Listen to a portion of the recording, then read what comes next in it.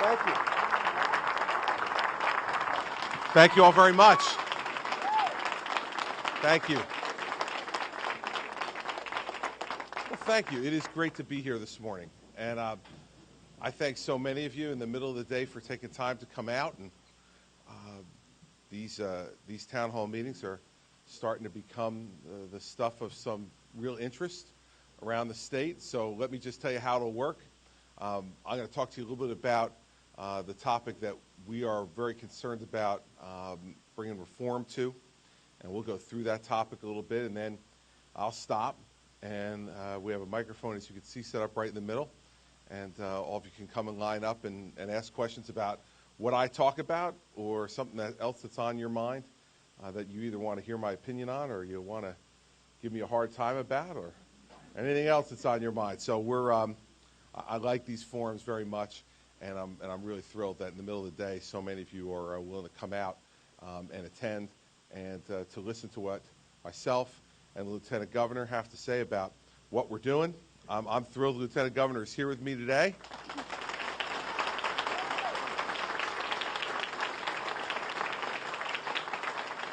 And as you all could tell over the first 8 months of this administration, she is my partner in everything that we're trying to do in Trenton and has continued to work very hard in a number of different areas, but most of all in being a sounding board for me and a partner for me in what we're trying to accomplish.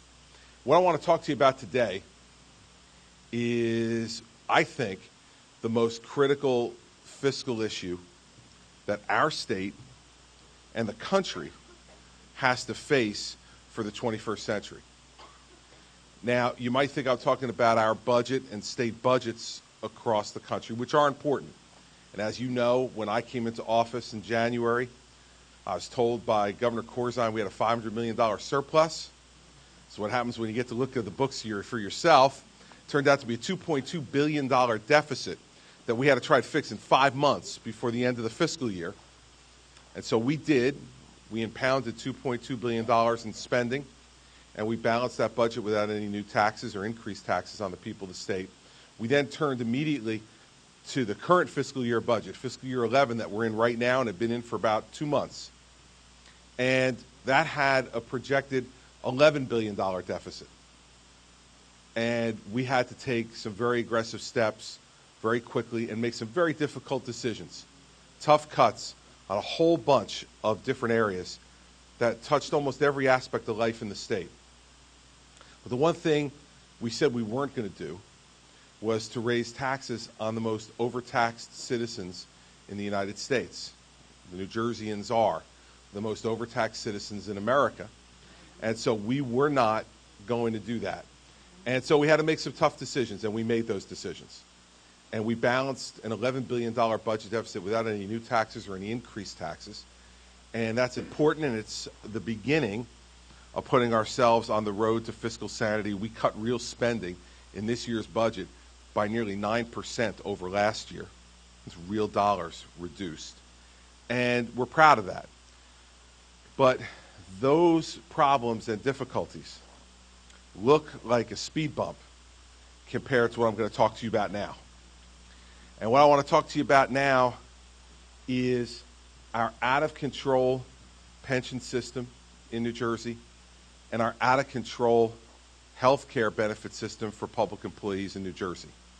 Let me first, before I talk about what our ideas are to solve this, let me put it in a context for you first, the size of the problem.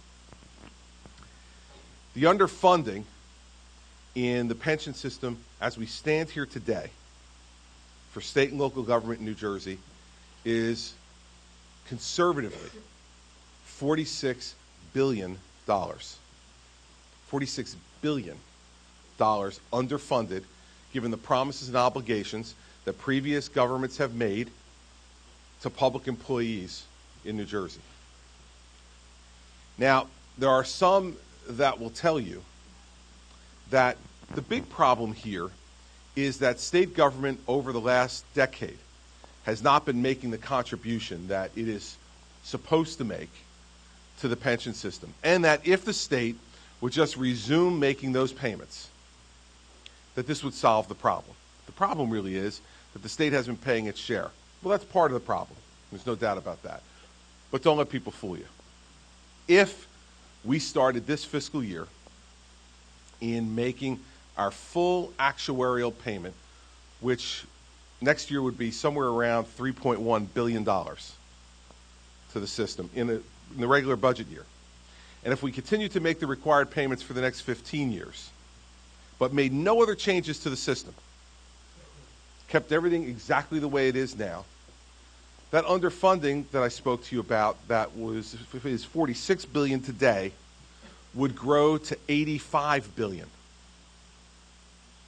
Now, what that tells you, and what it tells me, is that if all we do is continue to put more money into a broken and failed system, the broken and failed system will just swallow that money alive and get even hungrier for more.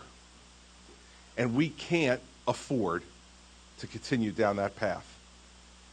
And it gets even worse as the numbers go further and further out, because our state, like our country, is getting older, and more people will be drawing disproportionate benefits from what they put into the system. And so we've got a situation now where it's very clear to everybody that this is the problem. The system is broke. Are we making pension payments to people who are collecting pensions today?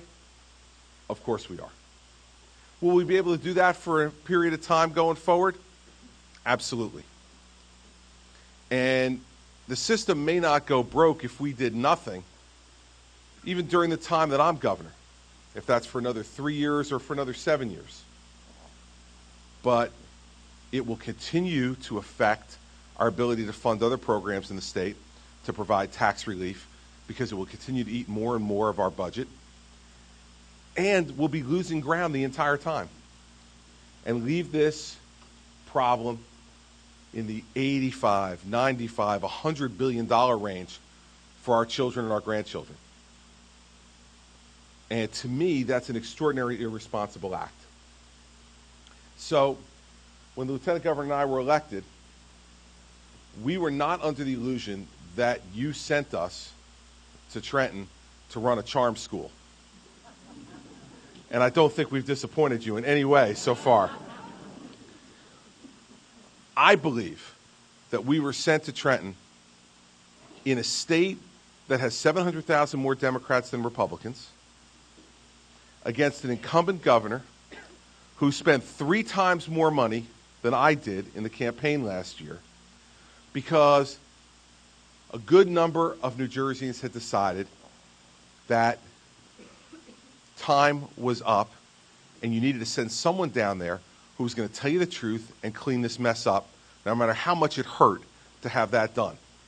And I will tell you that in my first 8 months as governor, I feel something like the guy who got an invitation to a party. And the invitation that I got said the party starts at 8 o'clock at night, but that the party really had started at noon. And that when I got there at 8 o'clock at night, there were a bunch of drunk people passed out on the floor, a whole bunch of empties laying around, broken dishes, and well, I showed up, so I got 2 choices: walk out or clean up. And we're going to clean up, because that's the job that you gave me and the obligation we made.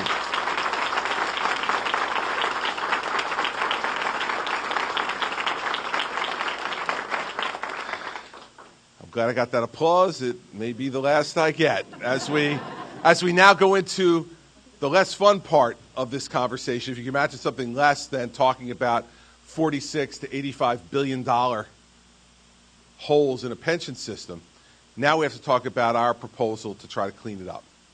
Now, let me say first that I don't suspect there will be public employees anywhere in New Jersey who will be standing up and cheering for this proposal, at least not in a majority of them, unless they think about this. They can continue to bury their heads in the sand and say, this is what we were promised, and this is what we expect, and we shall not yield, we shall not negotiate, we shall not compromise. We will stand up and fight for what we were promised. That's a position you can take. But the pension will be gone. One need only look at what happened in the private sector, to General Motors and to Chrysler, and to see what can happen when people refuse to confront the fact that promises that were made in good faith or in not so good faith years ago get on a collision course with the realities of today's economy and the fiscal constraints that we have. And if you ignore it, the crash will happen, and then people will be left with nothing. I say to many public employees who argue with me about proposals like the ones I'm going to make and others, that you may hate me now, but 8, 9, 10 years from now, you're going to look back and say that it was this governor that saved your pension, that gave you an opportunity to have retirement income rather than just sang a happy tune, got myself through a couple of elections and rode off into retirement, and left an even worse mess than the one I inherited for whoever the next man or woman is who takes this job. So here are some of the ideas. In 2001, without real explanation, and in my view, without any real common sense, the Republicans that controlled the state legislature at that time, along with an acting Republican governor, passed a 9% increase in the pension benefits for public employees with no way to pay for it during the go-go days of that time when the stock market was flying and everybody thought that things were going to last like that forever. They passed a 9% increase that had no basis in fact and was not negotiated. It was passed by the legislature and bestowed upon the special interests who represent public employees. It makes no sense. And so we propose, as the beginning of reforming this system, to take that away. There was no rationale for it in the first place. And while we can't take away that 9% that those folks have accumulated over the last 10 years, it's vested, they now have it, you can't take it from them. What we're saying is no more. Go back to the original pension calculation and get rid of that 9% increase. It made no sense. We got to get rid of it.